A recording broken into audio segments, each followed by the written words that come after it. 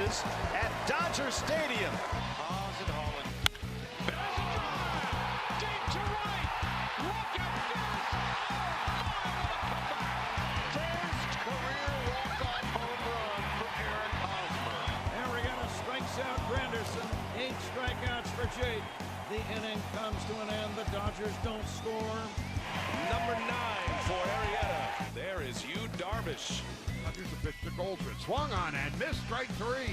That's strikeout number 5 for Yu Darvish. How about 4 in a row for Yu Darvish? Hey everyone, welcome to 1225 Live. My name is Alexa Datt. We've got so much to get to today on the show, and we are just a few short weeks away from pitchers and catchers reporting, but we still have over 100 free agents yet to sign, yet to find their home for 2018. So we're going to have Brittany Ghiroli stop by, and she's going to help us work out some of these deals. Like, what would happen if Yu Darvish did sign with the Brewers? Let's work that out throughout the season. Or what happens if the Orioles lose Manny Machado? What happens then to the Orioles? Let's work it all out. So Brittany, who is a workout fiend, is going to help us here on the show with some of those deals. It is also Black History Month, and we are going to celebrate by recognizing African Americans and their contribution to baseball and some amazing baseball players as we look back on the history of the game. We're also going to talk a little bit about who the top left fielder is in baseball right now. We might not have the same list, by the way, so if somebody differs on our list than on yours, let us know. We'll have a nice little debate here on 1225 Live. It's Thursday, so let's get it all started with Dani Wexman, our social savant. Dani, I saw something trending on Twitter earlier today that I thought might interest you. Dangerous. Tell me. Hashtag my first vehicle. So I wanted to know what your first car was ever. Okay, my first car ever was a Hyundai Elantra. Ooh. 2005. It was passed to me to drive, and it was an ugly car, but it took me far and was kind to me. I think the coolest part was, just getting in the car and being able to choose what song you want, go to the grocery store, whatever you want to do. So that was my first car. Did it have a name, and what color was it? No, it didn't have a name because I wasn't that cool yet. I feel like people who are cool name their cars. I wasn't that cool yet, but it was like blue, purple. It was ugly. It was not a cool car. It doesn't sound terrible. I mean, I Okay. had a Toyota Camry, and I forgot the year, so I was texting my parents, and my dad was like it was a 1992, and my mom was like it was a 2004, so we're a little off in terms of the year of the car. I'm going to go somewhere around the early 2000s, I think, maybe late 1990s. But it was an awesome car. It was gold, beautiful gold color, so I named her Goldie. Okay. I don't know if that's the most creative name, but like it it. still got a name, rather than yours that was just nameless. Nameless car. But the last car I had, I don't have a car anymore, the last car I had was named Black Swan, if that counts. That definitely counts. That's a yeah. good one, right? The fact that you named your later cars, I think, is even more impressive because I stopped after Goldie. I got cooler. Yeah, you did. You did get cooler. That's how it works.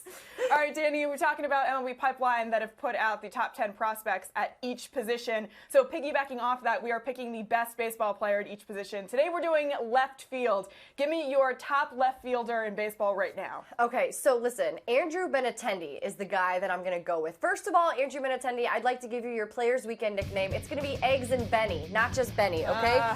The reason this guy is a top left fielder in the game is his ability to patrol that corner. You can see there the green monster is pesky, it's annoying, it's terrible to work with. The bounces take awful hops, but that guy knows how to work the corner. He had 9 defensive runs saved in 2017.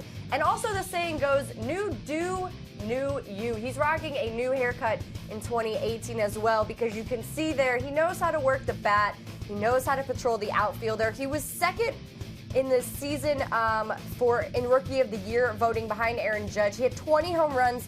And by the way, he was leading in almost every category for AL rookies. If he wasn't leading, he was in the top 3. So the guy is crazy good, and he's so young. He has so much potential. And I think what's awesome about our picks is we are so opposite in the way that we went. So Andrew Benintendi, top left fielder for me. And the best part, too, is his win, dance, repeat with his outfielders. He's got that trio out there to help him do what he does best. Love Benintendi, and my favorite imagery, I guess, of him is when he flipped over the wall. Was that last year? Maybe 2 years? It was last year, yeah. When he flipped over the wall and made that amazing catch out there and left, and I thought that was pretty impressive, and he kind of put himself on the radar, Yeah. for me at least, when he made that grab. All right, so I'm going to go in a different direction because that was a little bit off the range, the pick of Benintendi, but hey, I still like it. I'm going to go with a little bit more traditional left fielder, but this still might be a little bit more of a homer pick, only because I've seen this guy play more live than I've ever seen any other left fielder. But I'm going to pick Yoenis Cespedes.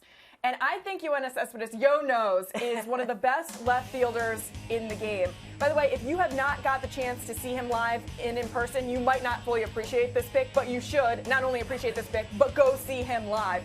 He slashed 292, 352, 540 with 17 home runs in 81 games last season. Yes, he was a little bit hurt, and his defense has suffered because of that, but since the beginning of 2015, he has slugged .537, which is 5th behind Mike Trout, Giancarlo Stanton, JD Martinez, and Bryce Harper among outfielders. He is up there in the elite, in the upper echelon of guys who patrol the outfield. His exit velocity is something to marvel at. This guy hits home runs on one leg. I mean, it's incredible to watch, especially live. He doesn't even break a sweat. Plus, he's got the chain, the 52 chain, he's got the sleeve, he's got the smile and the personality to back it all up. So Yoenis Cespedes, my favorite player to watch and definitely my favorite left fielder. That's a great choice. I love it. And I love his accessories, too. That's the other great part about the guy. Yeah, I mean, he's got kids rocking sleeves in the stands, and everyone's rocking around with a fake jersey and a fake chain. It's trendy. It's pretty cool. Yeah.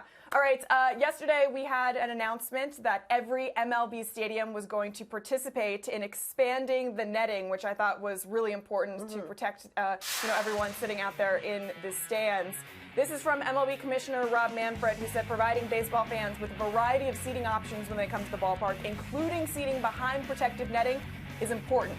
Major League clubs are consistently evaluating the coverage and design of their ballpark netting, and I am pleased that they are providing fans an increased inventory of protected seats. I feel the same way, and a lot of people were complaining about it and how it might affect their view. You see the exact same way. Your eyes adjust and you look right through the netting and you can see what's going on during the game. So this is to protect you and the people sitting next to you, the people sitting in front of you, behind you. So let's drop all of the complaints. This is a successful venture for baseball. Yeah, absolutely. And a lot of people are doing two things when they go to the ballpark. They are watching the game and they're eating, but they're also on their phones, right? You and I are taking pictures, we're texting, whatever. So it's important that everyone is safe. But that leads us to our question of the day today, because we're thinking about rules. So we want to know, we're going to take the fun side of this. If you could create a rule for baseball, a little crazy, a little out there, what would it be? So I'm going to start things off because I want you guys to know what we're looking for today. Number one, all popcorn is free at every ballpark. You should get a free tub of popcorn when you walk in the door. And if you don't want yours, I will take it. And number two, every kid, Alexa, you're going to love this, 12 and under should get a free rental glove for the game so that they can catch that great home run from Mike Trout or Bryce Harper or Jose Altuve. I love that. Sticking with my theme of people should have gloves on in the stands at the games. Give them to the kids because sometimes it's a long haul to get out to the park and carrying all that stuff with them can be a little difficult. So give them a glove at the park. I love that. I had a little, an interesting one that I was thinking about. So I was thinking about Noah Syndergaard and the wave, how he, is constantly trying to ban the wave. I want to ban the banning of the wave. I am so pro-wave. And, it's just part of baseball culture. It's gone on for so long, and fans love the wave. Why would you ever try and ban it? So let's end the talk of ever banning the wave and keep that going on for as long as possible. I love a good double negative. Ban the ban. Ban the ban. I like it. That's one of our favorite parts. That's right. All right, Dani, the calendar is turning from January to February. February 1st, can you believe it? I feel like January lasted 365 days. It has, but we're turning the page to February finally. Yes, we are, which means we have entered Black History Month, and for Throwback Thursday, we are going to honor some great moments from iconic African-American ball players. Dani, you want to go ahead? I do. There have been so many that have stood out, and they've had so many accomplishments on the field, but also off. And so I am going with Hank Aaron for his contributions on the field, for his fight for equality, and for a moment that stood the test of time, because not only did he have so many great moments, but he also did something that has changed the way that we look at baseball. He hit more home runs than Babe Ruth. So I want you to take a listen to this iconic call. He's sitting on 7-14. Here's the pitch by Downing. Swinging. There's a drive into left center field. That ball is going to be out of here. It's gone. It's 7:15. There's a new home run champion of all time, and it's Henry Aaron. The fireworks are going. Henry Aaron is coming around third. His teammates are at home plate, and listen to this crowd. A sellout crowd is cheering Henry Aaron, the home run king of all time. 7:15. Lex, what'd you think about that? What an iconic moment and an iconic call to go along with it. It's so interesting, too, when you watch him around the bases and the fans jumping out of the stands, going to celebrate with him. That would obviously never happen in today's day and age, but it was a different time and a really cool moment to see there. Yeah, and the fact that also, there wasn't equality. There was segregation still going on, and you see his white teammates, his black teammates, his all teammates coming out to celebrate that moment for him, and it's iconic. It's so important, that moment in history for baseball and for just America in general. Yeah, it's about unifying people of different backgrounds. All right, so the one player that stood out to me that I wanted to highlight, and I know a lot of people might not have gotten the chance to see him play live, or maybe not have heard a lot about him because we're younger and it was a different era. But if you have not heard of Bob Gibson, or if you have not gone and seen highlights on our site of Bob Gibson, you better go do it. This guy, a Hall of Famer, a 5-time 20-game winner. When he was on the mound, it was so impressive to see. Set the NL mark with a 1.12 ERA in 1968. He threw 15 shutouts. He was a 2-time World Series MVP. Was the NL MVP in 1968. Won 2 Cy Young Awards in 68 and 70, plus 9 Gold Gloves. They had to lower the mound because this guy's stuff was so good, and the games were too low scoring because of it. Like I said, incredible pitcher to watch, and his form, his stuff was so wonderful. And if you have not gotten the chance, we have tons of highlights here on MLB.com for you to check out. So do yourself a favor and go do that as we honor him for Black History Month. The video is incredible. Just going back and seeing how the game was played and what the uniforms looked like and what the game looked like is so interesting. So if you're a baseball nerd, go check out those highlights. Go celebrate these guys who helped change the way that we watch the game and the way that we think about our world. So congratulations to them, and just really cool stuff. Yeah, absolutely. All right, Dana, we're going to check in on rules that fans would want to implement in just a little bit. Sounds good. And then we'll check back. All right, it's time for us to work it out with Britt Ghiroli, one of our workout queens here on 1225 Live. Britt, I'm so impressed, by the way. Anytime I check your Insta stories or Facebook or Twitter, you are in the gym nonstop, and I'm literally like, it's one of the most impressive feats. How much weight is this, by the way? What are you doing? That's like 300 pounds.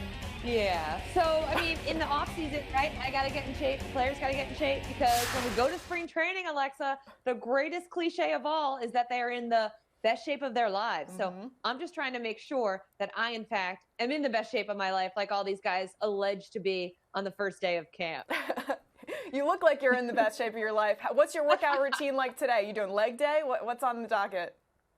Nothing today, actually. I had a lot of lifting yesterday. I try to take days off, but I do have my really fun shirt. I don't know if you guys can see it, but it's got donuts, coffee, dogs, and fitness, which, let's be honest, those are the 4 greatest things in life. So, I am always repping, even when I'm not repping. But today is a rest day. It's very important to build that muscle, guys. Make sure you rest. All right. Well, there's no off season for a lot of these players, Britt, even though a lot of them don't know where they're going to play in 2018.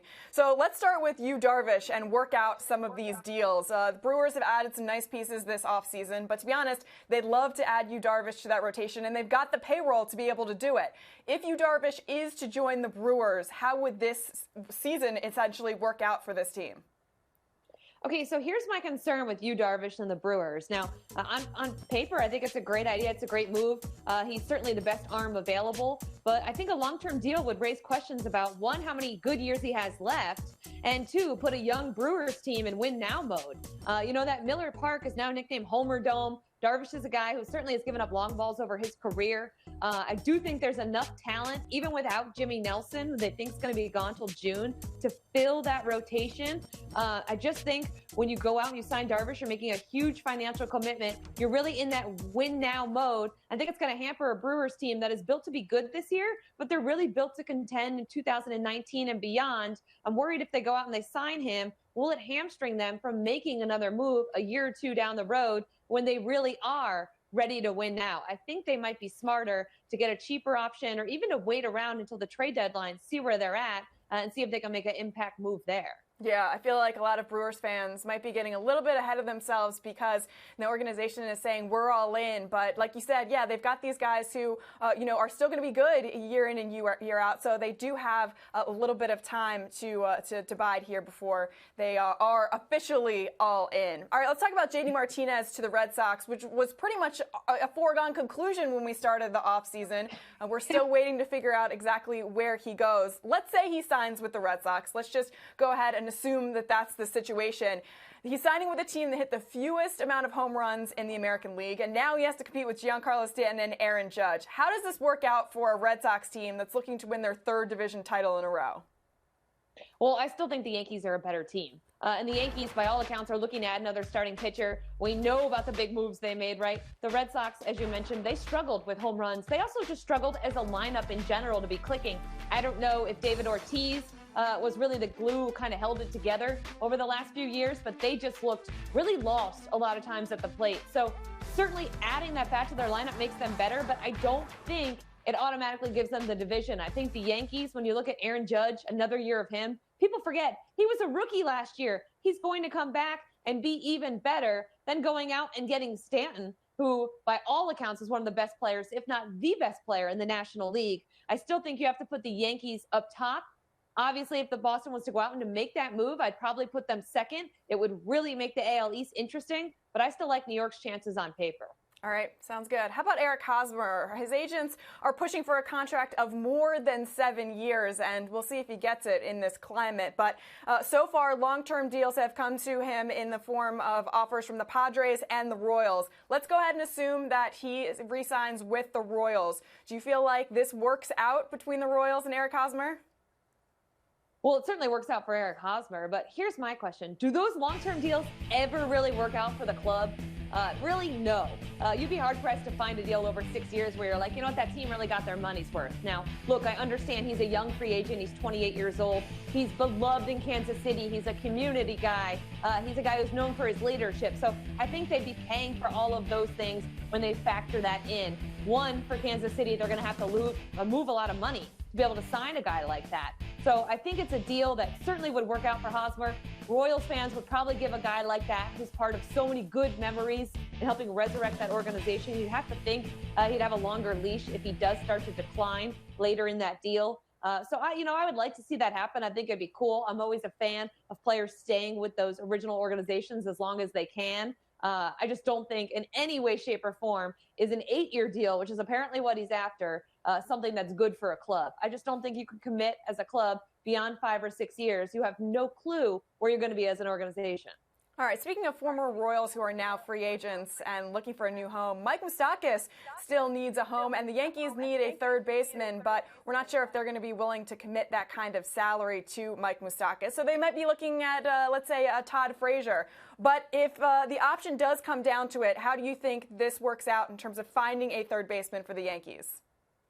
Well, I think you kind of hit the nail on the head. He's an extravagance, Mike Moustakas. He's certainly a very good player, and the Yankees are a team of extravagance. So we can't totally rule that out, right? But when you look at a guy like Moustakas, he's going to command a pretty decent salary, a pretty long length of time. And I think what the Yankees really want here is they want a stopgap. You know, they want to kind of have a solution at third base just for this year and maybe go out and wait for a prospect like Miguel Andujar, who's down at AAA. Maybe this gives him another year at Scranton. Or maybe, Alexa, they go out and they get Manny Machado next year because they have that opening over there at third. So I know that people are excited about that possibility with Moustakas. With some of the money they've already committed with a guy like Ellsbury on the books, I just don't know if it's necessary because, as I mentioned earlier, the Yankees want to go out and get a starting pitcher. Certainly Moustakas makes them a better team now. But when I just talked about those other options, I think if you're the Yankees, you have to wait and think and say, you know what, Manny Machado would look pretty good in pinstripes, or you know what, this guy at AAA is going to be blocked otherwise. I think they can allocate those funds somewhere else and still be a very, very good team. Man, you just made a lot of Orioles fans really nauseous by saying that Manny Machado looks good in pinstripes. We're going to talk about him in just a minute. Let me talk about Jake Arrieta, though, because he's another top arm on the free agent market. The Cubs need rotation help. Do you feel like Jake Arrieta could work out returning to the Cubs, and then they could be as competitive as they have been in this division? Listen, I like Jake Arrieta as a pitcher. I like him as a guy. I think he's a guy who is durable, certainly puts in a lot of time in the offseason in terms of holding up and avoiding injuries, that kind of thing. So I think Jake Arrieta of the Cubs would be great. I mean, similar to, what I said with Hosmer, he's a guy who Cubs fans think had a big part, and rightfully so, in bringing this organization back to relevance. So certainly, again, he'd have a little bit more leeway when he struggled because they would at least have those positive memories, whereas a guy coming in would not. I like this move. The Cubs need pitching. I've always thought Jake Arrieta did really well in that city. He was able to handle the bigger market, handled it with poise. It's a place where he refound his career as well as the Cubs, kind of coming to relevance. So I really like that move. I'd be really happy if that happened. I say Chicago, go out and get it done. Yeah, Cubs fans would like to see him return to Cy Young form, though. Not just have Arrieta back, but have the best available option of Jake Arrieta. So we'll see if that's possible. All right, finally, Orioles fans, we're getting to what you want to hear because they've all been they've been talking in the Facebook chat. Ken wants to know, does Machado stay or does he go?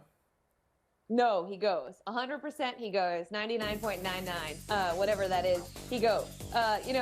Certainly, he is moving over to shortstop. He's going to up his value a little bit for next year. They haven't had extension talks in 2 or 3 years, so this is not happening. The Orioles do not have the finances to support it. Manny Machado is going to go out. He's going to get a record deal. I've had a lot of people ask me if signing Chris Davis to all that money kind of hindered their ability from the jump the moment they signed Chris Davis, and certainly it did, but there's no telling how much money Manny Machado is going to get on the free agent market. This will kind of be his farewell tour of sorts over at shortstop, his original position. It's unfortunate, but the Orioles are just going to have to find a way to try to win now because all these guys, Zach Britton, Adam Jones, Manny Machado, even Jonathan Scope, he's got 1 more year. This current group is very much reaching its expiration date. All right, so to come full circle for our Work It Out segment, Britt, what happens when the Orioles finally realize that they have to face life after Manny Machado? How does that work out for them? It's going to be really tough. I mean, they've got some guys in the system that I think they feel okay about. Ryan Mountcastle is a guy who they recently moved over from shortstop to third base, but there's no replacing Manny Machado. It's going to be a hit. And this organization is probably looking at a rebuild here in the next year or two. They didn't want to dismantle it at the trade deadline this year. So really, there's no point in doing so now. They're hoping to get a few pitchers and they're hoping to compete. But we talked about how good the Yankees and Red Sox are, Alexa. So they're really in a tough spot, as are Toronto and Tampa Bay. Toronto kind of a similar situation because Josh Donaldson is set to hit the free agent market. Him and Manny Machado are going to be 2 of those big names. You got Harper coming down the pike. It should be really interesting. Unfortunately for Orioles fans, I think you're going to probably deal with a couple years of really just being lean in that organization, trying to rebuild back up. And this is a city and a fan base that doesn't forget, that decade and a half where they were not relevant at all. I don't think it's going to get to that point again, but certainly they're going to have to take a step back if they're going to take a step forward. All right, sounds good. Brittany Ghiroli helping us work it out. So, Britt, hold on. If Thursday is your off day, usually Saturday and Sunday, maybe Monday and Tuesday are my off days, but no one asked me. What does your weekend workout plan look like? On weekends, I do a little high-intensity CrossFit style workout, and I'll do some weightlifting.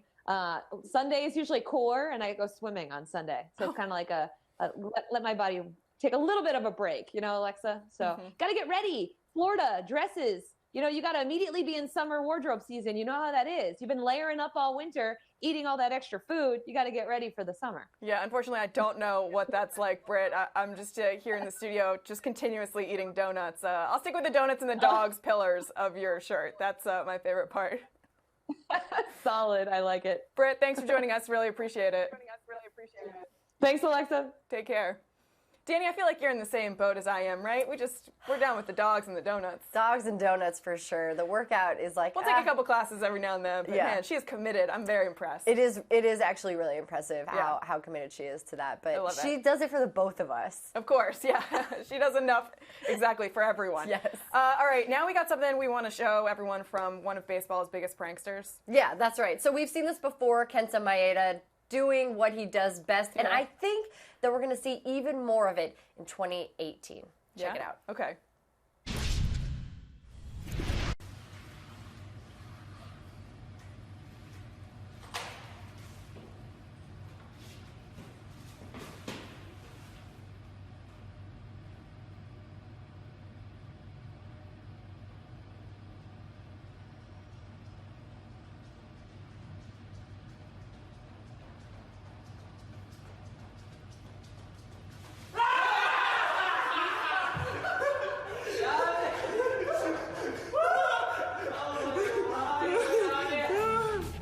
What is he in? What's happening right now? I guess this is a self-designed box. The best part is the way he gets out of the box. What is he doing? Oh, it's a table. It's amazing. Yeah, I guess with some sort of cloth draped over it so it can be made to look like something else. There's a TV on top, so I guess people just kind of jogged by thinking like, oh, check out that TV. Kenta Maeda, funny man. Love it. I like it, man. Bring the heat in 2018, but from baseballs to golf balls. Guys are trying to beat that Arizona Cactus League rush heading in for spring training. We're just 2 weeks away, Lex. What's going on? I know. Well, the best part is Archie Bradley, you got to take a look at this. He was backed by Archie's Army at the Waste Management Open in Scottsdale. Showed up for this golf tournament and ran into a lookalike, which I think was pretty entertaining. I love a good lookalike. And his teammate, Patrick Corbin, also tried his hand on the links. Listen, he throws left and he swings left too. He's pretty fired up after he hit the green on the famous 16th hole at TPC Scottsdale. And the coolest part is, if you think he was puffed up there, which he was pretty excited, here he is. Oh, getting soaked in the drink. I love it. Jumps into the lake after winning the entire program, so pretty cool there. I would cannonball in any body of water as well if I won something like that. Yeah, I don't know. I feel like you get algae in your shoes, and I'm not so down with that. Come on. My wuss? Yeah, totally. You can get some algae in your shoes to win something. I would just do the Happy Gilmore. Just ride around in my golf club like a horse and saddle. You and I, this is why we're friends. Flow. Yeah. You do that and I'll do the other one. That's right. It's perfect. Exactly. Great teammates. All right, question of the day. Yes. All right. So we asked you guys based on the protective netting that is now being implemented in all 30 parks, which is an awesome and great rule. We wanted to know if you could create some fun rules for us. So if you're on Facebook right now, I will check those as we're reading them, but we do have some fans who submitted, so I'm going to read those as well. Matt said, new rule, all memorable baseball clips which have a Vin Scully call shall use when the call when played. So when the call happens, when the play happens, he wants to hear Vin Scully's voice every time, no matter what. So mandatory Vin Scully call on every play that Vin Scully called. Love it. Love it. Or on every call that ever happens in baseball. Yeah, that's even more important. Would you like that one too? Yeah. All right, Lance, I like this one. Lance said free parking. Ooh. I mean, it's not really a baseball rule, but... Kind of a rule. It's a rule for the fans. I guess. I mean, they do get you when you pull up to the lot, but that's just part of the experience, man. All right, Kelly. Okay, so hockey gives out 3 stars at the end of every game, right? Ooh, and then they throw the pucks. Mm-hmm. So what if baseball implemented something like that and they threw out baseballs? Oh, that's a great idea. Right? Or like at the end of a tennis tournament when they sign the tennis balls and toss them up into the stands. I love that. That's great. Why don't we do that? Man, we got some creative people watching this show. This is why we do it, man. I love it. And you guys. In minor league baseball, they do a lot of like jersey auctions too. I know that would be really tough to do at a major league park, but still pretty cool. And the players come out after and throw some swag out. I love it. Yeah. And then I said free popcorn for every patron who walks in with a ticket and kids 12 and under get a glove. And I got that idea from the Braves. The Braves do that at their new ballpark. Kids can rent a glove and have it for the game, and they don't have to worry, like you said, I didn't even think about that. Bringing all those things in and carrying them is a hassle. So now you just come to the park, get your glove, and go sit. It's a great rule. I would have it implemented everywhere. Everywhere. My rule is banning the wave. The wave should be everywhere, and everyone should be allowed to participate. Yeah, that's exactly right. Everyone should be doing the wave. Free popcorn, don't ban the wave. We're good to go. Yeah, and I'd like all this to be implemented, by the way, not only at all the different ballparks, but how about at Coors Field, where they got something new, Dani? Our final story here on the show is their new scoreboard, which is pretty cool. I think, honestly, this could be a rule where everyone should have their own custom scoreboard. Look at this thing. This is incredible in this uniquely Colorado Rockies shape. It's in a mountain, so you can see the mountain in the background, and it's like mammoth size. I couldn't even figure out how tall would you compare to it. Oh, there, you can see it even better now. You can see the actual mountain outline. 6.8 million LEDs. I mean, the electric bill is going to be through the roof. 258% larger than the old scoreboard. Honestly, it is game-changing, though, because at a lot of ballparks that I've seen, I've gone before and after they put in their new scoreboard, and it changes the way you watch the game. It changes the way you watch the highlights, the replays. You can see the guys' faces a little bit more up close, so you feel more connected to them. Sometimes if you're in a further seat, it does bring you a little bit more, kind of closer, a little bit more intimate into the game that you're there seeing. So I do love it. I think it's a great idea. I'm thinking maybe it's solar powered. Ooh, that'd be nice. Yeah, maybe the bill won't be that high, that power bill won't be that high because it's solar powered. Yeah, I don't think so. Okay, well, we'll have to check on that. It's a nice thought. We'll go investigate. I love it, though. You think you're totally right. So yeah, hats off to Rockies. Very nicely done. Yeah. All right, Dani, nicely done by you, too. You too. Thank you. I'll see you soon. All right, sounds good. Okay. And we're going to see you soon, meaning in just about 23 hours on Friday, 12:25 live. We're going to be having a show, and you are going to be there, hopefully, if you're willing to join us, which I hope you are, because we're going to have an excellent time all hanging out together here on MLB.com. But thank you so much for watching today. For Alexa Datt and Dani Wexlerman, as well as Britt Ghiroli, really appreciate having her join us. We're going to have a couple of awesome guests tomorrow as well, so don't miss out. See you there, and it'll be Friday, so we'll be celebrating going into the weekend. Take care, everyone.